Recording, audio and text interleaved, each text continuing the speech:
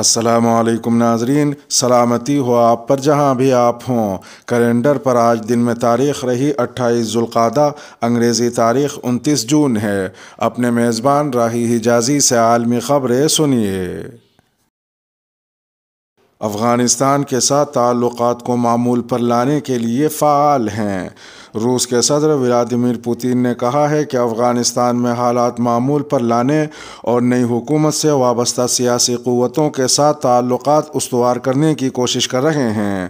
عالمی خبر رساں ادارے کے مطابق روس کے صدر ولادیمیر پوتین نے تاجکستان کے صدر امام علی رحمان کے ہمراہ میڈیا سے گفتگو میں کہا کہ افغانستان میں حالات کو معمول پر لانے کے لیے فعال طور پر کام کر رہے ہیں۔ صدر ولادیمیر پوتین نے مزید کہا کہ ہم ان سیاسی قوتوں کے ساتھ بھی تعلقات استوار کرنے کی کوشش کر رہے ہیں جو نئی حکومت کے انتہائی قریب ہیں، تاہم طالبان حکومت کو افغانستان کے تمام نسلی گروہوں اور طبقات کو کابینہ میں شامل کرنا چاہیے۔ اس موقع پر تاجکستان کے صدر امام علی رحمان نے کہا کہ امن اور استحکام کے لیے ضروری ہے کہ خطے میں کسی کو کسی سے خطرہ نہ ہو، جس کے لیے افغانستان میں حالات معمول پر لانا ضروری ہے۔ خیال رہے کہ 24 مئی کو یوکرین پر حملے کے بعد روسی صدر ولادیمیر پوتین کا یہ پہلا بیرون ملک دورہ ہے۔ افغانستان کے ساتھ 1200 کلومیٹر لمبی سرحد رکھنے والے تاجکستان میں روس کا ایک بڑا فوجی اڈہ بھی ہے۔ ادھر ایک دوسری خبر میں افغان وزیر خارجہ ملا امیر خان متقی اعلیٰ وفد کے ہمراہ دوحہ روانہ ہوئے ہیں۔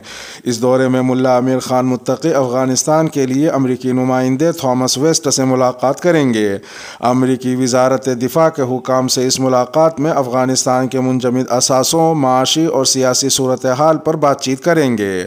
بعض حلقوں میں اس ملاقات کے تناظر میں افغان منجمد اثاثوں کی بحالی کا امکان ظاہر کیا جا رہا ہے۔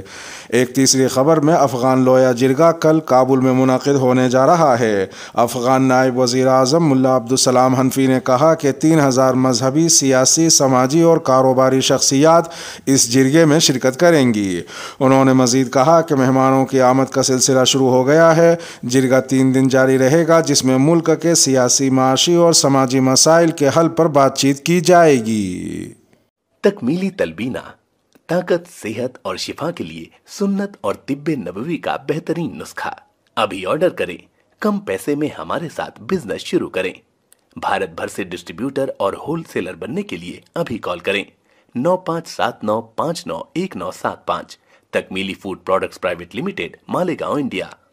ترک ڈاکٹروں نے 9 گھنٹے کے اندر دھڑ جڑے بچوں کو الگ کر کے ورلڈ ریکارڈ بنا دیا۔ ترکیے کے ڈاکٹروں نے 3D ٹیکنالوجی کا استعمال کرتے ہوئے دھڑ جڑے بچوں کو تقریباً 9 گھنٹے کے آپریشن کے بعد کامیابی کے ساتھ الگ کر دیا۔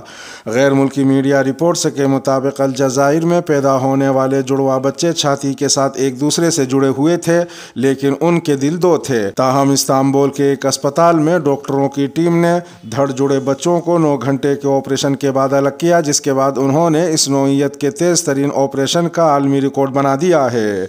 رپورٹس کے مطابق دونوں بچوں کی حالت بالکل ٹھیک ہے، تاہم انہیں اب بھی اسپتال میں زیر نگرانی رکھا گیا ہے۔ ادھر ایک دوسری خبر میں دنیا کے سب سے بڑے فوجی اتحاد نیٹو کے رکن ترکیے نے اتحاد میں سویڈن اور فن لینڈ کی رکنیت کی حمایت پر رضامندی ظاہر کر دی ہے۔ ماضی میں ترکیے نے ان ممالک کی نیٹو میں شامل کیے جانے کی مخالفت کی تھی۔ ترکی کے صدر رجب طیب اردوغان کے دفتر نے کہا ہے کہ انہیں سویڈن اور فن لینڈ سے جو چاہیے تھا وہ مل گیا ہے۔ سویڈن کی وزیر اعظم نے کہا کہ یہ نیٹو کے لیے بہت اہم قدم ہے۔ سری لنکا میں ایندھن کی شدید قلت، لاک ڈاؤن نافذ۔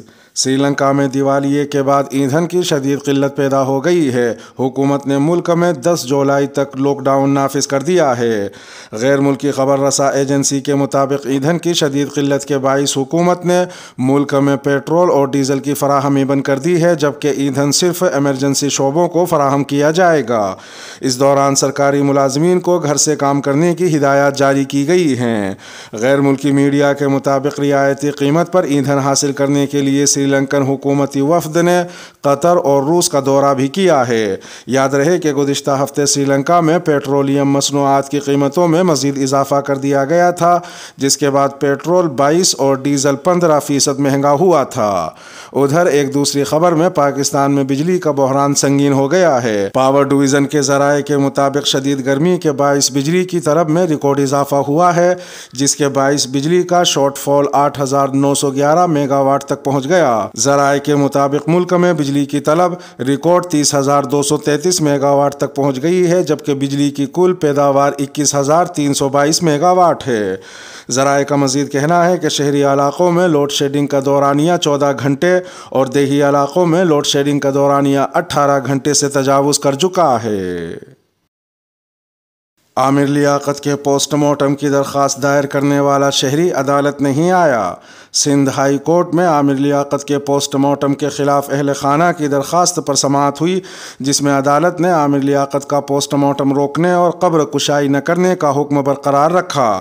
عدالتی کارروائی کے دوران عامر لیاقت کے پوسٹ مارٹم کی درخواست کرنے والا شہری عدالت میں پیش نہ ہوا، جس کی پیشی کے لیے عدالتی عملہ عبدالاحد کے نام سے آوازیں لگاتا رہا۔ واضح ہے کہ سندھ ہائی کورٹ نے عامر لیاقت حسین کی قبر کشائی روکنے کا حکم دیتے ہوئے حکم امتناع میں 19 جولائی تک توسیع کر دی ہے۔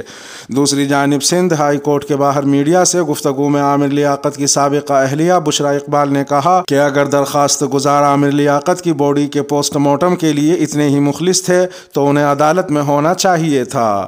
بشرا اقبال نے کہا کہ گزشتہ سماعت میں بھی ہم صبح 9 بجے سے 11 بجے تک عدالت میں رہے، لیکن وہ نہیں آئے۔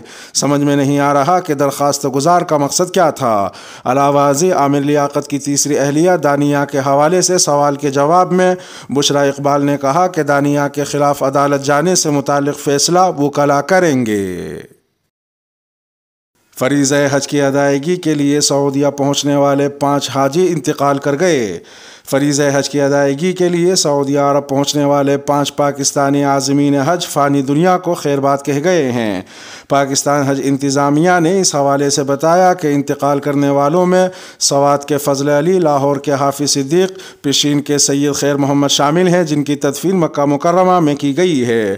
حج انتظامیہ نے مزید بتایا کہ کراچی کے خاتون نجم النساء اور جنوبی وزیرستان کے رہائشی علاء الدین کی تدفین کا عمل مدینہ منورہ میں انجام دیا گیا ہے۔ ادھر ایک دوسری خبر میں ایک برطانوی مسلمان حج کے لیے 11 ماہ پیدل سفر کر کے انگلینڈ سے مکہ مکرمہ پہنچ گیا۔ برطانوی شہری آدم کے مکہ مکرمہ پہنچنے پر ایک بڑے مجمع نے ان کا استقبال کیا، جس پر آدم نے استقبال کرنے والے لوگوں کا شکریہ ادا کیا۔ غیر ملکی میڈیا کے مطابق آدم کا کہنا تھا کہ انہوں نے 10 ماہ اور 26 دن قبل برطانیہ سے مکہ مکرمہ کے لیے پیدل سفر کا آغاز کیا تھا، جس کے بعد وہ 9 ملکوں کا سفر کرتے ہوئے اب رواں برس حج کی ادائیگی کے لیے مکہ پہنچے ہیں۔ آدم کے مطابق انہوں نے مکہ پہنچنے کے لیے سخت موسم سمیت ہر مشکل اور پریشانی کو برداشت کیا اور 6,500 کلومیٹر کا سفر طے کیا، کیونکہ حج ان کی اولین خواہشات میں سے ایک ہے۔ ایک تیسری خبر میں سعودی عرب کے نائب وزیر حج ڈاکٹر عبدالفتاح مشات نے کہا ہے کہ اس سال داخلی حج پیکیج تقریباً 30% سستے ہیں۔ السعودیہ چینل سے گفتگو کرتے ہوئے انہوں نے بتایا کہ داخلی معلمین حج پیکیج کی قیمتوں میں منمانی کر رہے تھے، اپنی مرضی سے حج پیکیج جاری کر رہے تھے۔ حج پیکیج کی قیمتیں پورٹل پر جاری کرنے سے بڑی حد تک حج پیکیج سستے رہے ہیں۔ ادھر ایک چوتھی خبر میں سعودی عرب میں ذی الحجہ کا چاند آج دیکھا جائے گا۔ عرب میڈیا کے مطابق سعودی عرب میں ذی الحجہ کا چاند آج دیکھا جائے گا، جس کے بعد عید الاضحیٰ کی تاریخ کا اعلان ہوگا۔ سعودی عرب کی سپریم کورٹ نے شہریوں سے اپیل کی ہے کہ وہ آج ذی الحجہ کا چاند دیکھیں۔ اگر چاند نظر آ جائے تو اپنی قریبی کورٹ میں جا کر گواہی ریکارڈ کرائیں۔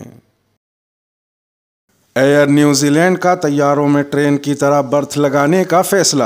اگر آپ کسی طیارے پر طویل سفر کرتے ہیں تو آرام کرنے کی سہولت دستیاب نہیں ہوتی، بلکہ اپنی نشست پر ہی رہنا پڑتا ہے، بالخصوص اکانومی کلاس کے مسافروں کو۔ مگر بہت جلد یہ بدلنے والا ہے اور دنیا میں پہلی بار اکانومی کلاس کے مسافروں کے لیے کسی ٹرین کی طرح کے بستر دستیاب ہوں گے۔ ایئر نیوزی لینڈ نے اعلان کیا ہے کہ اس کی طویل پروازوں پر سفر کرنے والے اکانومی کلاس کے مسافروں کے آرام کے لیے خصوصی انتظام کیا جا رہا ہے۔ یہ بستر 2024 میں تیاروں کا حصہ بنیں گے، جن کو کسی ٹرین کے برتھ کی طرح بک کرانا ہوگا۔ ایئر نیوزی لینڈ نے ان بستروں کو اسکائی نیٹس کا نام دیا ہے اور ان پر آرام کرنے کے لیے اضافی خرچہ کرنا ہوگا۔ ادھر ایک دوسری خبر میں گوگل نے ہینگ آؤٹس استعمال کرنے والے صارفین پر زور دیا ہے کہ وہ گوگل چیٹ پر منتقل ہو جائیں کیونکہ 9 سال پرانے اس پرانے میسیجنگ پلیٹ فارم کو ریٹائرڈ کیا جا رہا ہے۔ گوگل کی جانب سے ایک بلاگ پوسٹ میں بتایا گیا کہ ہینگ آؤٹس سروس کو نومبر میں ریٹائر کر دیا جائے گا۔ ایک تیسری خبر میں امریکہ کی خلائی ایجنسی ناسا نے چاند سے لائی جانے والی مٹی کی فروخت کا نوٹس لیتے ہوئے متعلقہ کمپنی کو ایسا کرنے سے روک دیا ہے۔ خبر رساں ادارے ایسوسی ایٹڈ پریس کے مطابق یہ ٹکڑے 1969 میں اپولو مشن کے وقت چاند سے لائے گئے تھے۔ اس مٹی کا کچھ حصہ بعد میں کوکروچ کو بھی کھلایا گیا تھا تاکہ معلوم ہو سکے کہ اس میں ایسے اجزاء تو نہیں جو انسان کے لیے خطرہ بن سکیں۔ رپورٹ کے مطابق ناسا کے وکیل نے بوسٹن میں قائم RR نامی نیلامی کمپنی کو خط میں لکھا ہے کہ یہ مٹی اب بھی حکومت کی ہے۔ ادھر ایک چوتھی خبر میں مصر میں فوجداری کی عدالت نے المنصورہ یونیورسٹی کی طالبہ نیرہ اشرف کے قتل کیس میں طالب علم محمد عادل کو موت کی سزا سنائی ہے۔ مصر کی تاریخ میں فوجداری کے کسی بھی مقدمے کا فیصلہ اتنی تیزی سے نہیں سنایا گیا۔ مصری جریدے الیوم السابع کے مطابق المنصورہ فوجداری عدالت نے منگل کو سزائے موت کا فیصلہ سنایا اور کیس کی فائل مفتی اعلیٰ کو بھجوا دی۔ شرعی رائے حمایت میں آنے پر محمد عادل کو قتل عمد کے الزام میں سزائے موت دی جائے گی۔ اس کے ساتھ ہی ویڈیو کا اختتام ہوا۔ چینل پر تازہ اپلوڈ کی جانے والی ویڈیو آپ کی اسکرین پر نمودار ہو رہی ہوں گی۔ یہ ویڈیو آپ کی نظر سے اگر نہ گزری ہوں تو ان کو بھی ملاحظہ فرما سکتے ہیں۔